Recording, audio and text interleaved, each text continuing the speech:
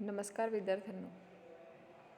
12वी राज्यशास्त्र या आजच्या आपल्या तासामध्ये आपण प्रकरण क्रमांक 3 या पाठाला सुरुवात केलेली आहे. यामध्ये 1991 नंतरच्या महत्त्वाच्या संकल्पना आणि समस्या, त्यावर आधारित मानवतावादी प्रश्न हा पाठ आपण अभ्यासतो आहे. या पाठातील पर्यावरण आणि शाश्वतता तसंच पर्यावरणाशी निगडीत महत्त्वाच्या समस्या, गरिबी आणि विकास अशा काही संकल्पना आपण अभ्यासत होतो. भारतातील गरिबी आणि विकास यासाठीचे सुद्धा काही महत्त्वाचे पैलू आपण अभ्यासलेत. आजच्या आपल्या तासामध्ये आपण गरिबी संदर्भातच पुढील काही मुद्दे अभ्यासणार आहोत. तर यामध्ये भारतातील गरिबी दूर करण्यासाठी भारताने कुठल्या पद्धतीचे कार्यक्रम आखले, योजना आखल्या, या संदर्भात एक तक्ता आपल्याला समोर दिसतो आहे. काही माहिती त्या तक्त्यामध्ये आपल्याला दिलेली दिसते आहे. तर या ठिकाणी जवळपास 5 ते 6 अशा योजना आहेत ज्या भारत सरकारने सुरू केलेल्या होत्या आणि त्याद्वारे भारतातील गरिबी निर्मूलनाचं उद्दिष्ट भारताने समोर ठेवलेलं होतं. तर यामध्ये या योजना नक्की कोणत्या आणि त्यांचा कोणत्या साली त्या सुरू करण्यात आल्या, त्यांचं उद्दिष्ट काय होतं हे आपण या ठिकाणी बघतो आहे. तर बघूयात, भारतामध्ये गरिबी निर्मूलनाचे कार्यक्रम आणि ग्रामीण आणि शहरी अशा दोन्ही भागांसाठी आखलेले आपल्याला दिसून येतात. कारण जेवढा भारतातील शहरांचा विकास करणे गरजेचं आहे, तेथील गरिबी जी आहे ती हटवणं गरजेचं आहे. त्याच पद्धतीने ग्रामीण भागातसुद्धा मोठ्या प्रमाणात गरिबी आपल्याला आढळून येते. त्यासाठीसुद्धा वेगवेगळ्या योजना तेथील गरजेनुसार, ग्रामीण भागातील गरजा वेगळ्या पद्धतीच्या असू शकतील आणि शहरी भागातील गरजा या थोड्या वेगळ्या पद्धतीच्या असू शकतील. तर या ग्रामीण व शहरी भागातील गरिबीच्या समस्या दूर करण्यासाठी काही योजना भारत सरकारने आखलेल्या आपल्याला दिसून येतात. यामध्ये काही पुढील योजना आपल्याला सांगता येतील. आणि ह्या ज्या योजना भारत सरकारने राबवलेल्या आहेत, या योजनांचा मुख्य उद्देश म्हणजे या भागातील गरिबी दूर करणे आणि येथील गरिबीचं प्रमाण कमी करणे हा एक खऱ्या अर्थाने हेतू होता. तर यामध्ये नक्की कोणत्या योजना आहेत, तर जवाहर ग्राम समृद्धी योजना ही या ठिकाणी एक योजना भारत सरकारने 1999 साली सुरू केलेली होती. आणि जवाहर रोजगार योजना याबद्दल तुम्ही ऐकलं असेल. अशाच पद्धतीची योजना 1999च्या काळामध्ये सुरू होती आणि याच योजनेची सुधारित आवृत्ती म्हणून जवाहर ग्राम समृद्धी योजना ही सुरू करण्यात आली. आणि या योजनेचं एक मुख्य उद्दिष्ट तेच होतं की ग्रामीण भागातील वेगवेगळ्या भागांमध्ये पायाभूत सुविधांचा विकास करणे. म्हणजेच ग्रामीण भागातील पायाभूत सुविधा म्हणजे रस्ते म्हणूया आपण, किंवा तेथील शाळा असतील, तिथले दवाखाने असतील, या ज्या मूलभूत सुविधा आहेत ज्या सर्व गावाच्या विकासासाठी गरजेच्या आहेत, तर या सगळ्या सुविधांचा तिथे विकास करणे आणि यातून कुठेतरी त्या गावाचा विकास साधला जाईल हे उद्दिष्ट या योजनेने समोर ठेवलेलं होतं. तसंच पुढची एक योजना होती जिला एकात्मिक ग्रामीण विकास कार्यक्रम असं म्हटलं जातं. ही 1978-1979मध्ये राबवण्यात आली. या योजनेचे प्रमुख उद्दिष्ट म्हणजे ग्रामीण भागातील लोकांना स्वयंरोजगारासाठी संधी उपलब्ध करून देणे. ग्रामीण भागातील जे बेरोजगार तरुण असतील, काही महिला असतील, त्या लोकांसाठी ज्यांना कुठल्याही पद्धतीचा रोजगार उपलब्ध नाही आणि त्यांना कुठलंही उत्पन्न मिळत नाही, अशा लोकांसाठी कुठेतरी रोजगाराची संधी उपलब्ध करून देण्यासाठी ही योजना सुरू करण्यात आलेली होती. जेणेकरून गावातील लोकांचं उत्पन्नाद्वारे किंवा रोजगाराद्वारे जीवनमान उंचावेल यासाठी ही योजना सुरू करण्यात आलेली होती. प्रधानमंत्री ग्रामीण आवास योजना या योजनेबद्दल तुम्ही ऐकलं असेल. या योजनेचा मुख्य हेतू हा प्रत्येक व्यक्तीला घर मिळवून देणे हा होता. आणि त्यासाठी त्या लोकांची जी काही आर्थिक परिस्थिती असेल, घरच्या परिस्थितीचा आढावा घेऊन त्या लोकांना सरकारतर्फे काही रक्कम अदा केली जाते आणि यातून त्यांनी त्यांचा घर बांधण्यासाठीचं जे काही सामान असेल ते किंवा बांधकाम साहित्य विकत घेऊन त्या पद्धतीने घरांचे बांधकाम करावे हा त्यामागचा उद्देश होता. म्हणजे कुठेतरी गरिबांसाठी त्यांचा विकास होण्यासाठी, त्यांना त्यांचं हक्काचं घर मिळावं यासाठी ही योजना खऱ्या अर्थाने सुरू करण्यात आलेली होती. ही योजना 1985 साली सुरू केलेली होती आणि या योजनेचा हेतू आताच तुम्हाला सांगितल्याप्रमाणे प्रत्येकासाठी घर देणे हा या योजनेचा खऱ्या अर्थाने हेतू होता. तसंच महात्मा गांधी राष्ट्रीय ग्रामीण रोजगार हमी योजना ही योजना 2005 साली सुरू करण्यात आलेली होती आणि या योजनेअंतर्गत प्रत्येक ग्रामीण कुटुंबाला दरवर्षी 100 दिवस रोजगार उपलब्ध करून दिला जातो. की प्रत्येक ग्रामीण भागातील कुटुंबाला कुठेतरी वर्षभरातून कमीत कमी 100 दिवस तरी त्यांना रोजगार मिळायला हवा आणि तो उपलब्ध करून दिला जातो. त्या भागामध्ये काहीतरी जी काही कामं ग्रामीण भागामध्ये सुरू असतील सरकारमार्फत त्या कामांवरती या लोकांना रोजगार उपलब्ध करून द्यायचा आणि या सरकारी कामांमध्ये त्या लोकांना रोजगार उपलब्ध करून देऊन त्यांच्या उत्पन्नाची व्यवस्था करायची, अशी ही योजना होती. आणि याद्वारे कुठेतरी ग्रामीण भागातील गरिबी दूर होण्यासाठी किंवा ग्रामीण भागातील लोकांना उत्पन्न मिळण्यासाठी त्यांचं कमीत कमी 2 वेळचं त्यांना जेवण मिळावं एवढी तरी व्यवस्था या रोजगार हमी योजनेतून झाली आणि बऱ्यापैकी लोकांच्या हाताला त्यामुळे काम मिळालं. संसद आदर्श ग्राम योजना ही योजना 2014 साली सुरू करण्यात आली आणि या योजनेनुसार प्रत्येक खासदाराने 2019 पर्यंत 3 गावांच्या विकासाची जबाबदारी घ्यायची आहे. आणि संसद आदर्श ग्राम योजना मुळात या योजनेलाच संसद असं नाव दिलेलं आहे. म्हणजे संसदेचे सदस्य असतील त्या खासदारांनी प्रत्येक खासदाराने त्यांच्या विभागातील कोणत्याही 3 गावांची यासाठी निवड करायची आहे आणि त्या 3 गावांच्या विकासाची जबाबदारी त्यांनी स्वीकारायची आहे. तर या योजनेचा हेतू म्हणजे भारताच्या ग्रामीण भागामध्ये सोयीसुविधांचा विकास घडवून आणणे आणि कुठेतरी या 5 वर्षांच्या कालावधीमध्ये त्या 2019 पर्यंत त्या गावांमधील वेगवेगळ्या ज्या पायाभूत सुविधा असतील, रस्ते असेल किंवा तेथील शाळा असतील किंवा दवाखाने असतील, तर अशा काही मूलभूत सुविधा त्या गावातील लोकांसाठी विकसित करून द्यायच्या हा यामागचा मूळ उद्देश होता. जेणेकरून त्या भागामधील विकास होईल आणि तिथल्या ग्रामीण भागातील लोकांनासुद्धा एक चांगलं जीवनमान मिळेल, हा त्यामागचा मूळ उद्देश होता. त्याचबरोबर प्रधानमंत्री कौशल विकास योजना ही योजनासुद्धा 2015 साली सुरू करण्यात आली आणि या योजनेमुळे कुठेतरी ग्रामीण भागातील लोकांमधील काही कौशल्य असतील त्या कौशल्यांना विकसित करण्यासाठी किंवा त्या लोकांना कौशल्यांवर आधारित वेगवेगळ्या प्रकारचे प्रशिक्षण देण्यासाठी ही योजना सुरू करण्यात आलेली होती. तर ग्रामीण भागातील लोकांना वेगवेगळे स्किल शिकवायचे किंवा वेगवेगळ्या पद्धतीचे कौशल्य त्यांना आत्मसात करून द्यायचे किंवा त्याद्वारे त्यांना प्रशिक्षण द्यायचं आणि या प्रशिक्षणामार्फत त्यांना काही ना काहीतरी व्यवसाय करता येईल, कुठेतरी त्यांना नोकरी मिळवता येईल, काहीतरी कामधंदा मिळवता येईल या उद्देशाने त्यांना वेगवेगळ्या पद्धतीचे कौशल्यावर आधारित ट्रेनिंग द्यायचे, प्रशिक्षण द्यायचे, असा या प्रधानमंत्री कौशल्य विकास योजनेचा एक हेतू होता. तर अशा काही योजना भारत सरकारने ग्रामीण भागाच्या विकासासाठी सुरू केलेल्या होत्या. तसंच पुढचा आपल्याला फार महत्त्वाचा एक मुद्दा या पाठाअंतर्गत अभ्यासायचा आहे, तो म्हणजेच गरिबी आणि गरिबीच्या संदर्भातील जितके काही संलग्नित आधारित किंवा गरिबीशी जुळलेले मुद्दे आहेत ते सगळे आपण एक एक अभ्यासतो आहे. या ठिकाणी लिंगभाव निगडीत समस्या हा मुद्दा आपण अभ्यासणार आहे. आता लिंगभाव म्हणजेच काय, तर या ठिकाणी आपल्याला थोडक्यात माहिती दिलेली आहे बघा. लिंगभाव म्हणजे पुरुष आणि स्त्रिया यांना समाजाने बहाल केलेली वैशिष्ट्ये. तर समाजाने स्त्रिया आणि पुरुष यांना त्यांच्या गुणधर्मानुसार काही गोष्टी समाजाने त्यांना बहाल केलेल्या आहे किंवा त्यांना काही वैशिष्ट्ये दिलेली आहेत. ती कुठली, तर यामध्ये स्वभाव असेल, त्यांची नीतिमूल्य असतील, त्यांच्या वेगवेगळ्या भूमिका असेल. आपण बघतो की एकाच कुटुंबामध्ये एखाद्या स्त्री असणारी, त्याच कुटुंबातील एक प्रमुख स्त्री आणि त्याच कुटुंबातील एखादा कर्ता पुरुष या दोघांच्याही भूमिका आपल्याला वेगवेगळ्या दिसून येतात. त्या घरातील जर महत्त्वाचे काही निर्णय घ्यायचे असतील तर ते घेण्याचा हक्क आणि अधिकार फक्त आपल्याला दिसून येतो की त्या घरातील महत्त्वाचे सर्व निर्णय हा त्या घरातील पुरुषच घेतो. स्त्रियांना त्यामध्ये कुठलाही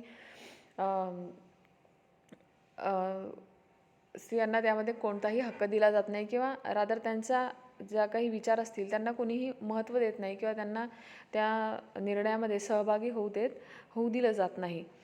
तर अशा प्रकारचं त्यांच्या भूमिका वेगवेगळ्या असू शकतात, त्यांची नीतिमूल्य वेगळी असू शकतात. स्त्री पुरुषांमध्ये असणारे नातेसंबंध यांचासुद्धा या ठिकाणी समावेश होतो. लिंगभाव निगडीत दृष्टिकोन, स्त्री पुरुषांमधील हितसंबंध, त्यांच्या भूमिका, त्यांच्या संसाधनांवर असणारा हक्क, कामाचे विभाजन, मागण्या व समस्या यावर भाष्य करतो.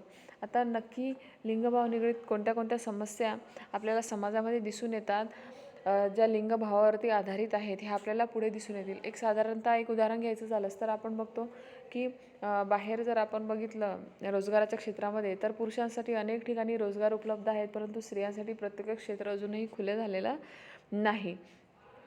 आणि स्त्रियांकडे बघण्याचा एक जगाचा सुद्धा दृष्टिकोन वेगळा आहे आणि पुरुषांकडे बघण्याचा दृष्टिकोन वेगळा आहे. तर अशा प्रकारचा आपल्याला एका जगाच्या दृष्टिकोनामध्ये सुद्धा आपल्याला बदल दिसून येतो.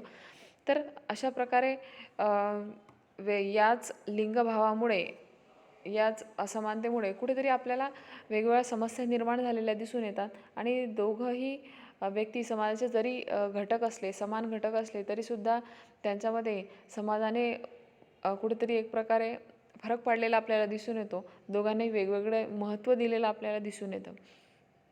कुठेतरी स्त्रियांसाठी शिक्षण किंवा शिक्षणाच्या सुविधासुद्धा नाकारल्या जातात.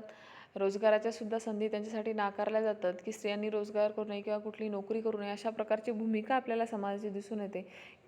तर याबाबत आपण पुढे आणखी सविस्तर अभ्यासणार आहोत. सध्या आपण जो मुद्दा अभ्यासतोय तो म्हणजेच गरिबी आणि स्त्रिया यांचा नक्की एकमेकांसोबत कसा संबंध आहे किंवा गरिबी आणि स्त्रिया यांचा एकमेकांवरती कसा परिणाम होतो हे आपण या ठिकाणी बघतो आहे. बघा, वेगवेगळ्या समस्या आणि विषय एकमेकांशी अंतर्गतरित्या जोडलेले असतात. यातील महत्त्वाच्या आंतरसंबंधांपैकी एक म्हणजे गरिबी, मागासलेपण आणि स्त्रिया. स्त्रियांना सुरुवातीपासूनच समाजाने कुठेतरी एक कनिष्ठ दर्जा दिलेला आहे आणि पुरुषांना एक वरिष्ठ दर्जा दिलेला आहे. पुरुष सत्ताक किंवा पुरुष प्रधान कुटुंब पद्धती आपल्याकडे आढळून येते, जिथे फक्त आणि फक्त पुरुषांच्याच मताला महत्त्व दिलं जातं आणि कुठेतरी स्त्रियांना गौण समजलं जातं. म्हणूनच स्त्रिया या कुठेतरी समाजामध्ये कमी पडल्या, कुठेतरी मागे पडलेल्या आपल्याला दिसून येतात, कारण त्यांना समाजाने तितकंसं महत्त्व दिलं नाही. तर बघा, जगातील निरनिराळ्या प्रदेशांमधील बहुतेक स्त्रिया सांस्कृतिक नीतिमूल्ये, वस्तू आणि मालमत्तेच्या वाटपातील भेदभाव आणि स्त्रिया व पुरुषांमधील सत्तेची असमान समीकरणे या कारणांमुळे गरिबीत असल्याचे दिसून येते. ही खऱ्या अर्थाने या ठिकाणी स्त्रिया ज्या काही गरीब असल्याचे आपल्याला दिसून येतं किंवा त्यांना समाजाने एक चांगला हक्क किंवा अधिकार अजूनही अदा केलेला नाही, त्याची कारणं या ठिकाणी दिलेली आहेत. तर त्याचप्रमाणे स्त्रिया आणि मुलींना विना मोबदला घरगुती जबाबदाऱ्याही पार पाडाव्या लागतात. पुरुष तितकाच वेळ बाहेर काम करतो आहे, त्याचा मोबदला त्याला मिळतो आहे पुरेसा, परंतु स्त्रिया तितकाच वेळ घरी सगळं कामकाज सांभाळतात, परंतु त्या मोबदल्यामुळे त्यांना कुठलाही त्या कामाच्या बदल्यात त्यांना कुठलाही मोबदला मिळत नाही किंवा मोबदला न म्हणता त्यांना एक साधी चांगली वागणूकसुद्धा मिळत नाही. तर ही कुठेतरी आपल्याला तफावत दिसून येते. स्त्रियांची संख्या अनौपचारिक कार्यक्षेत्रामध्ये अधिक प्रमाणात दिसून येते आणि या सगळ्या तफावतीमुळेच कुठेतरी स्त्रिया मागे पडलेल्या आपल्याला दिसून येतात. 19व्या शतकाच्या पहिल्या दशकामध्ये जगात अनेक ठिकाणी स्त्रीवादी चळवळींचा उदय झाला आणि तेव्हापासून स्त्रियांच्या सामाजिक, राजकीय आणि आर्थिक हक्कांवर सातत्याने भर देण्यात आला. सुरुवातीला स्त्रियांना शिक्षणसुद्धा नाकारण्यात येत होतं, परंतु हळूहळू वेगवेगळ्या स्त्रीवादी चळवळी उभ्या राहिल्या आणि त्यांनी स्त्रियांसाठी कुठेतरी पुढाकार घेण्याचा प्रयत्न सुरू केला आणि यातून वेगवेगळे हक्क स्त्रियांना हळूहळू मिळत गेले. त्यांनी सर्वसाधारणपणे लिंगभाव समानतेवर भाष्य केले आणि या स्त्रीवादी चळवळीने लिंगभाव समानता असावी, स्त्री आणि पुरुषांना सर्व क्षेत्रामध्ये समानता असावी, यासाठी त्यांनी खऱ्या अर्थाने लढा द्यायला सुरुवात केली. यामध्ये समान हक्क, सामाजिक समानता, राजकीय समानता, लिंगभाव प्रति न्याय इत्यादींचा समावेश होतो. 1970 नंतर महिला सक्षमीकरण ही एक महत्त्वाची संकल्पना व तत्त्वप्रणाली मानली जाऊ लागली आणि खऱ्या अर्थाने महिलांचं सक्षमीकरण होणं गरजेचं आहे. त्यांना त्यांचे हक्क मिळणं गरजेचं आहे, त्यांना त्यांचा स्वाभिमान वाढणं गरजेचं आहे. कुठेही त्यांच्यावरती अन्याय होता कामा नये किंवा त्या अन्यायाविरोधामध्ये त्यांना बोलण्यासाठी किंवा आवाज उठवण्यासाठी, त्या अन्यायाला विरोध करण्यासाठी त्यांच्यामध्ये बळ निर्माण व्हावं, यासाठी आपल्याला कुठेतरी काहीतरी कार्य करणं गरजेचं होतं. त्यालाच आपण सक्षमीकरण असं संबोधूया. आणि यासाठी 1970 नंतर बऱ्याच प्रमाणामध्ये काम होऊ लागलं. सक्षमीकरण म्हणजे काय? नक्की इथे या ठिकाणी ही संकल्पना आपल्याला दिलेली आहे. सक्षमीकरण म्हणजे अशी प्रक्रिया ज्याद्वारे शोषित व्यक्तींना स्वतःच्या आयुष्यावर ताबा मिळवता येतो. जे काही शोषित घटक असतील त्या लोकांना आपल्या वरती होणाऱ्या शोषणाला विरोध करता येतो किंवा त्या विरोधामध्ये आवाज उठवता येतो. तसंच या प्रक्रियेत व्यक्तीला ताकद आणि आत्मविश्वास प्राप्त होतो. कुठेतरी या लोकांना बळ मिळालं, समाजाने पाठबळ दिलं तर एखाद्या त्यांच्यावरती होणाऱ्या अन्यायाविरोधात ते बोलू शकतील, समोर मांडू शकतील. यासाठी त्यांच्यामध्ये आत्मविश्वास निर्माण होईल, अन्यायाविरुद्ध लढा देण्यासाठी बळ निर्माण होईल, स्वाभिमान वाढेल आणि सक्षमीकरणाच्या या प्रक्रियेत सामाजिक, आर्थिक, मानसशास्त्रीय आणि राजकीय अशा अनेक बाजू आपल्याला दिसून येतात. तर अशा प्रकारे कुठेतरी स्त्रियांचं सक्षमीकरण व्हायला सुरुवात झाली. जागतिक राजकारणामध्ये 1980 सालापासून लिंगभाव निगडीत प्रश्नांचे महत्त्व वाढीस लागले आणि याचा परिणाम म्हणजे जागतिक राजकारणात लिंगभाव निगडीत दृष्टिकोन विकसित झाला. जगातील राजकारणावर सुद्धा याचा परिणाम झाला आणि कुठेतरी लिंगभाव निगडीत जो काही दृष्टिकोन आहे तो विकसित व्हायला सुरुवात झाली. यामध्ये लिंगभावाचे विश्लेषण म्हणजे पुरुषांच्या आणि महिलांच्या अस्मितांचे विश्लेषण करणे अत्यावश्यक ठरते. हे आपल्याला या ठिकाणी दिसून येतं. स्त्रिया आणि पुरुषांचा जगाकडे पाहण्याचा दृष्टिकोन परस्परांपासून भिन्न असतो. हे लिंगभाव निगडीत दृष्टिकोनाचे गृहीतक आहे. तर ही भिन्नता या गटांना असलेल्या विभिन्न सामाजिक आणि ऐतिहासिक अनुभवांमुळे येते की दोघंही घटकांचा जगाकडे बघण्याचा वेगवेगळा दृष्टिकोन आहे. स्त्रिया एका वेगळ्या दृष्टिकोनाने जगाकडे बघतात किंवा पुरुषसुद्धा एका वेगळ्या दृष्टिकोनाने बघतात. ही जी विभिन्नता आहे ही खरं तर त्यांना आलेल्या सामाजिक अनुभवातून आलेली आपल्याला दिसून येते. खऱ्या अर्थाने पूर्वीच्या काळापासून आजपर्यंत स्त्रियांना समाजाचे जे अनुभव आले त्यातून त्यांचा दृष्टिकोन तयार होत गेला की समाज असा असतो किंवा समाजातील घटक असे असतात की स्त्रियांना असे समजतात, असं काहीतरी त्यांची एक दृष्टिकोन तयार होत जातो. अशाच पद्धतीने पुरुषांचा सुद्धा दृष्टिकोन तयार होत गेलेला आहे त्यांच्या अनुभवातून किंवा समाजाच्या अनुभवातून की पूर्वीपासून पुरुषांना ज्या प्रकारची वागणूक समाजाने दिलेली आहे त्यातून पुरुषांचा दृष्टिकोन तयार झाला आपल्याला दिसून येतो. महिलांच्या यापूर्वी डावलल्या गेलेल्या योगदानास लिंगभाव निगडीत दृष्टिकोनामुळे मान्यता मिळण्यास सुरुवात झाली. महिलांच्या वेगवेगळ्या अदृश्य कार्यभागांचे विश्लेषण होऊ लागले. जसे पूर्वी ज्या महिला असतील जसं घरगुती कामगार, स्थलांतरित कामगार, मुत्सद्द्यांच्या पत्नीचे योगदान इत्यादी त्यांचे जे काही काम आहे हे समाजाच्या लक्षात येत नव्हतं. परंतु नंतर कुठेतरी या कामाला महिलांचा जो काही केलेला कार्यभाग आहे त्याला कुठेतरी निदर्शनास आणून देण्यात आलं. त्याचसोबत या दृष्टिकोनामुळे संपूर्ण जगातील महिलांच्या समस्यांवर लक्ष केंद्रित केले गेले आणि कुठेतरी ही चळवळ जी उभी राहिली किंवा महिलांच्या सक्षमीकरणाला जी सुरुवात झाली यामुळे कुठेतरी जागतिक दर्जावरती किंवा जागतिक पातळीवर सुद्धा याचा परिणाम घडून आलेला आपल्याला दिसून येतो आणि जगातील सर्वच क्षेत्रामध्ये आपल्याला असं आढळून येतं की स्त्रियांचे जे काही समस्या असतील, महिलांच्या ज्या काही समस्या आहेत त्यांच्यावरती कुठेतरी समाज लक्ष केंद्रित करू लागला आणि त्या समस्या सोडवण्याकडे कुठेतरी समाजाचा एक कल आपल्याला दिसायला लागला. लिंगभाव असमानता ही एक व्यापक समस्या आहे. याची कारण म्हणजे महिलांसाठी चांगल्या रोजगार संधींचा अभाव आणि स्त्री पुरुषांमध्ये असलेली वेतनाची असमानता. स्त्रियासुद्धा त्याच दर्जाचं काम करू शकतात आणि म्हणजेच पुरुषांच्या बरोबरीने त्या कुठल्याही क्षेत्रामध्ये काम करू शकतात, नोकरी करू शकतात.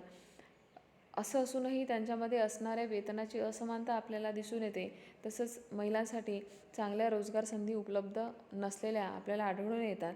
जगात जवळपास सगळीकडे महिला आणि बालिकांना रोजच्या जगण्यात चांगले शिक्षण आणि आरोग्य सुविधा नाकारले जातात.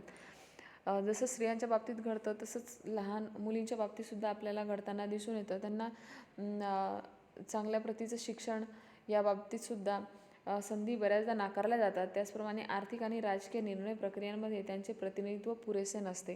राजकीय क्षेत्रामध्ये असेल, आर्थिक क्षेत्रामध्ये सुद्धा त्यांनी प्रतिनिधित्व करावं अशा प्रकारची समाजाची कुठलीही इच्छा आपल्याला दिसून येत नाही. त्यांना हिंसा आणि भेदभावालाही सामोरं जावं लागतं. आणि बऱ्याचदा समाजामध्ये अशा घटना घडलेल्या आपल्याला आढळून येतात की स्त्रियांना कुठेतरी हिंसेला बळी पडावं लागतं. त्यांच्या बाबतीतील हिंसाचार असेल, भेदभाव असेल, हे आपल्याला समाजामध्ये अनेक ठिकाणी घडताना दिसून येतं. सन 1976मध्ये संयुक्त राष्ट्रांचे स्त्रियांसाठीचे दशक सुरू झाले आणि यामध्ये या सगळ्या गोष्टींकडे जगाच्या दृष्टिकोनातून संयुक्त राष्ट्राने लक्ष घालण्यास सुरुवात केली. आणि 1976मध्ये कुठेतरी संयुक्त राष्ट्राने स्त्रियांसाठीचं एक विशिष्ट असं दशक सुरू केलं. जगात सर्वत्र स्त्रियांना समान हक्क आणि संधी यांना प्रोत्साहन मिळावे यासाठी हा कार्यक्रमाचा हेतू होता. आणि स्त्रियांसाठीचे दशक हे जे काही कार्यक्रम सुरू केलेला होता, यामधील जो काही मुख्य हेतू होता तो म्हणजे स्त्रियांना सर्व जगामध्ये समान हक्क मिळावा आणि समान रोजगाराच्या संधी मिळाव्या यासाठी सर्व जगातील प्रत्येक राष्ट्राला प्रोत्साहित करणे. या कार्यक्रमाने स्त्रियांचे प्रश्न विकासाच्या प्रश्नाशी जोडण्याचा देखील प्रयत्न केलेला आहे आणि कुठेतरी यातून स्त्रियांचा विकाससुद्धा झाला पाहिजे हे सुद्धा महत्त्वाचं होतं. तसंच शिक्षण, आरोग्य, कामाच्या जागा, जमिनीची मालकी आणि मानवी हक्क याबाबत स्त्रियांना जाणवणारी असमानता यावर लक्ष केंद्रित केले गेले. आणि कुठेतरी स्त्रियांचे जितके काही प्रश्न असतील, व शिक्षणाच्या बाबतीत असेल, आरोग्याच्या बाबतीत असतील, त्यांच्या काम करण्याच्या ज्या काही जागा असतील किंवा जमिनीची मालकी हक्क असेल, याबाबत स्त्रियांना जे काही असमानता दिसून येते यावरती आता संयुक्त राष्ट्राने लक्ष घालण्यास सुरुवात केली आणि प्रत्येक राष्ट्राला जागरूक करण्यास सुरुवात केली. तर अशा प्रकारे आपल्याला अनेक प्रश्न स्त्रियांच्या बाबतीमध्ये निर्माण झालेले दिसून येतात. पुढे आपल्याला आणखी एक महत्त्वाचा मुद्दा अभ्यासाचा आहे, तो म्हणजेच भारतातील महिलांची स्थिती. या मुद्द्यावरती आधारित प्रश्न आपल्याला परीक्षेमध्ये नक्कीच विचारला जाऊ शकतो की आजची भारतातील महिलांची स्थिती कशा पद्धतीची आहे. या ठिकाणी मग भारतातील सध्याची स्थिती, त्या बाबतीमध्ये अनेक मुद्दे या ठिकाणी विश्लेषित केलेले आपल्याला दिसून येतात. यामध्ये काही मुद्दे दिलेले आहेत, ते म्हणजेच लिंगभाव समानतेचे तत्त्व भारताच्या संविधानामधील उद्देशिका, मूलभूत तत्त्वे, मूलभूत कर्तव्ये आणि मार्गदर्शक तत्त्वांमध्ये समाविष्ट केले गेले आहे. भारताचे संविधान महिलांना समानतेचे तत्त्व केवळ मूलभूत हक्क म्हणून बहाल करीत नाही, तर शासनाला त्यावर आधारित सकारात्मक कृती करण्याची परवानगी देखील देते. भारताच्या संविधानातच ही गोष्ट मूलभूत तत्त्वांमध्ये मुळात नमूद केलेली आहे की महिलांना समानतेचं एक तत्त्व भारताने लागू करून दिलेलं आहे आणि शासनाला सुद्धा त्या पद्धतीची परवानगी दिलेली आहे की त्यांनी महिलांच्या बाबतीमध्ये कुठलाही भेदभाव केला जाऊ नये. महिलांना पुरुषांच्या बरोबरीने प्रत्येक क्षेत्रामध्ये समान संधी मिळावी यासाठी संविधानामध्येच तरतूद केलेली आहे. तर भारतातील महिलांपुढील काही समस्या आपल्याला या ठिकाणी पुढे या मुद्द्याअंतर्गत बघता येतील. इथे आर्थिक असमानता आहे, तस्करी आणि शोषण आहे, साक्षरतेचे प्रमाण आहे, राजकीय प्रतिनिधित्व आहे, अशा काही मोजक्या समस्या आपण या ठिकाणी मांडलेल्या आहे. या व्यतिरिक्त सुद्धा अनेक समस्यांना स्त्रियांना सामोरं जावं लागतं समाजामध्ये, हे आपण नक्कीच अनुभवतो. तर बघा, या ठिकाणी आर्थिक असमानता कशा पद्धतीची असू शकते या ठिकाणी थोडक्यात आपल्याला दिलेलं दिसून येतं की 2013 साली भारतातील सगळ्यात मोठ्या समस्यांपैकी एक म्हणजे स्त्री पुरुषांमधील वेतनातील दरी. त्याचबरोबर श्रमिकांच्या बाजारपेठेतील महिलांची टक्केवारी 28.2 इतकी आहे, तर तुलनेने पुरुष 78.8 आहेत. जिथे कुठे बाजारपेठेमध्ये आपल्याला मजूर असतील, श्रमिक असतील, हे काम करताना दिसतात, त्या ठिकाणी महिलांची जी टक्केवारी आहे ती फार कमी प्रमाणात आपल्याला दिसून येते. त्या तुलनेने पुरुषांचं प्रमाण आपल्याला या ठिकाणी जास्त दिसून येतो. म्हणजे पुरुषांना या क्षेत्रामध्ये जास्त वाव आपल्याला दिसून येतो. तर अशा प्रकारे कुठेतरी असमानता आपल्याला या ठिकाणी, आर्थिक असमानता आपल्याला दिसून येते. महिलांना कुठेतरी परावलंबित राहावं लागतं पुरुषांवरती. तर अशी असमानता समाजामध्ये अजूनही आपल्याला आढळून येते. या ठिकाणी दुसरा मुद्दा आपल्याला दिलेला आहे, तस्करी आणि शोषण. 2013 साली संयुक्त राष्ट्र मादक पदार्थ आणि गुन्हे विभागाने सादर केलेल्या अहवालानुसार भारतातील महिलांचे जबरदस्तीने विवाह करण्यासाठी तस्करी केली जात असल्याचे म्हटले आहे. या बाबतीत बऱ्याचदा वर्तमानपत्रांमध्ये आपण किंवा न्यूज चॅनलवरती तुम्ही या संदर्भात बऱ्याचदा अनेक बातम्या ऐकल्या असतील की कुठेतरी स्त्रियांची तस्करी केली जाते. त्यांना काही छोट्या मोठ्या कामाच्या मोबदल्यामध्ये त्यांना सर्रास त्यांची तस्करी करून दिली जाते. तर अगदी भारतात महिलांचं जबरदस्तीने विवाह करण्यासाठी त्यांची तस्करी केली जाते. कुठेतरी एका प्रदेशातून दुसऱ्या प्रदेशात महिलांना त्यांचे अपहरण करून घेऊन जातील आणि तिथून नंतर त्यांची विक्री केली जाते किंवा कुठेतरी त्यांच्या मोबदल्यात बराच मोठा पैसा मिळवण्याचं काम काही समाजातील विघातक अशा प्रकारच्या कृती घडताना आपल्याला दिसून येतात. यात पुढे असे नमूद केले आहे की त्यांचे बहुतेक वेळा शोषण केले जाते, त्यांचे मूलभूत हक्क डावलले जातात आणि त्यांना मोलकरीण म्हणून राबवून घेण्यात येते, कालांतराने परित्यक्त केले जाते. तर अशा प्रकारे महिलांचं शोषण समाजामध्ये फार मोठ्या प्रमाणात घडतं असं संयुक्त राष्ट्राने कुठेतरी सर्व राष्ट्रांच्या उघडकीस किंवा निदर्शनास आणून दिलं आणि ही बाब त्यांच्या उघडकीस आणून दिली की अशा प्रकारचं समाजामध्ये स्त्रियांचं होणारं शोषण हे कुठेतरी थांबलं पाहिजे. स्त्रियांचे हक्क जे आहे ते त्यांना दिले जात नाहीत आणि त्यांचा कुठेतरी वापर करून घेतला जातो अशा पद्धतीने. आणि खरं तर त्यासुद्धा समाजाचा एक घटक आहे. त्यांनासुद्धा पुरुषांच्या बरोबरीने सगळे समान हक्क मिळायला हवे, परंतु त्यांना कुठेतरी अशा प्रकारे त्यांचं शोषण केलं जातं, त्यांच्यावरती अत्याचार केले जातात. हे कुठेतरी थांबलं पाहिजे. यासाठी संयुक्त राष्ट्राने पुढाकार घ्यायला सुरुवात केली. साक्षरतेचं प्रमाण कशा पद्धतीचं आहे ही सर्वात मोठी समस्या होती आणि या समस्येतून अनेक समस्या पुढे निर्माण होत गेल्या खऱ्या अर्थाने. तर भारतातील महिलांचे साक्षरतेचे प्रमाण पुरुषांच्या तुलनेमध्ये कमी आहे. 2011च्या जनगणनेच्या अहवालानुसार पुरुषांमधील साक्षरतेचे प्रमाण 82.14% आहे, तर महिलांमधील हेच प्रमाण 65.46% आहे. म्हणजे अजूनही बऱ्याच प्रमाणात स्त्रिया आपल्याला साक्षर झालेल्या दिसून येत नाही किंवा त्यांना त्या शिक्षणाच्या संधी अजूनही उपलब्ध करून दिलेल्या आपल्याला आढळून येत नाही. त्यांना अजूनही शिक्षणापासून कुठेतरी वंचित ठेवलं जातं. अशा प्रकारचं भेदभाव शिक्षणाच्या बाबतीतसुद्धा आपल्याला महिलांमध्ये आढळून येतो. ही सुद्धा एक महत्त्वाची समस्या आहे स्त्रियांची. राजकीय प्रतिनिधित्व. भारताला स्वातंत्र्य मिळाल्यापासून संसदेत आणि राज्यातील विधान मंडळामध्ये महिलांचे असलेले अत्यल्प प्रमाण ही समस्या राहिलेली आहे. एक सर्वात मोठं उदाहरण घ्यायचं झालं तर कशा प्रकारे राजकीय क्षेत्रामध्ये स्त्रियांचं प्रतिनिधित्व आहे हे आपण बघू शकतो की भारतामध्ये जी काही संसद आहे, विधानमंडळ आहे, यामध्ये स्त्रियांचं प्रमाण हे फार अत्यल्प आपल्याला दिसून येतं. त्यांना या क्षेत्रामध्ये सुद्धा फारसा वाव दिलेला किंवा प्रोत्साहन दिलेला आपल्याला आढळून येत नाही. तर अशा प्रकारच्या अनेक समस्या आजही स्त्रियांना भेडसावत आहे आणि या समस्यांना स्त्रियांना सामोरं जावं लागतं आहे. तर अशा पद्धतीचं ज्या काही स्त्रियांची स्थिती आहे भारतातील ही कुठेतरी सुधारणं गरजेचं आहे. नंतर पुढे जे काही सक्षमीकरणाचे कार्यक्रम राबवले गेले ते कशा पद्धतीचे होते हे आपण आपल्या पुढील तासामध्ये अभ्यासणार आहोत. आजच्या आपल्या तासामध्ये आपण इथेच थांबतोय. धन्यवाद.